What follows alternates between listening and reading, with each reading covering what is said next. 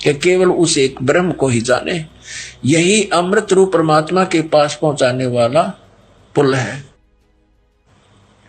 यहां देखो, इस आत्मा का ओम के जप के साथ ध्यान करो।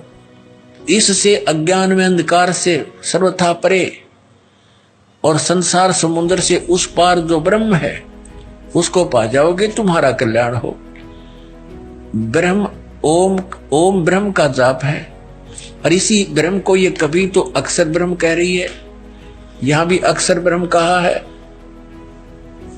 तो इसे सिद्ध है कि ये कितनी विद्वान है। और इसने कहा कि इस ब्रह्म की पूजा करो और सबकी पूजा छोड़ दो। और वो ब्रह्म कहाँ रहता है? उसका ओम नाम है। वह यह सबका आत्मा ब्रह्म ब्रह्मलोक रूप दिव्य आकाश में स्थित है।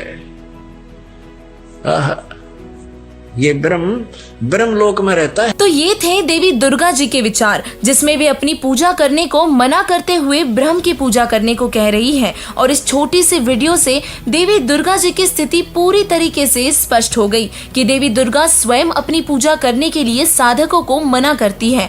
वह ब्रह्म, जिसे काल ज्योति निरंजन कहते हैं, उनको पूज्य इष्ट देव बताते हुए उनकी पूजा करने को कह रही है। ये वही काल ब्रह्म है जिसने श्री कृष्ण जी के शरीर में प्रवेश कर गीता जी का ज्ञान दिया। गीता अध्याय 11 के श्लोक नंबर 32 में गीता ज्ञानदाता कह रहा है, मैं काल हूँ और मैं अब प्रविष्ट हुआ हूँ। दर्शकों, इसे काल स्वरूपी ब्रह्म भी कहा जाता है। देवी दुर्गा जी देवी पुराण में ब्रह्म को पूज्य बता रही है, और जबकि ब्रह्म गीता जी अध्याय नंबर 7 के श्लोक 18 में अपनी पूजा को भी अनुत्तम बता रहा है, तथा गीता जी अध्याय नंबर 18 के श्लोक नंबर 62 और 66 में गीता ज्ञानदाता ब्रह्म अर्जुन को अपने से अन्य किसी और परमात्मा की शरण में जाने को कह रहा है, जिसकी शरण में जाने से साधक शाश्वत स्थान और परम शांति को प्राप्त होगा। देवी पुराण और गीता जी से स्पष्ट हुआ कि देवी दुर्गा की पूजा करना व्यर्थ है।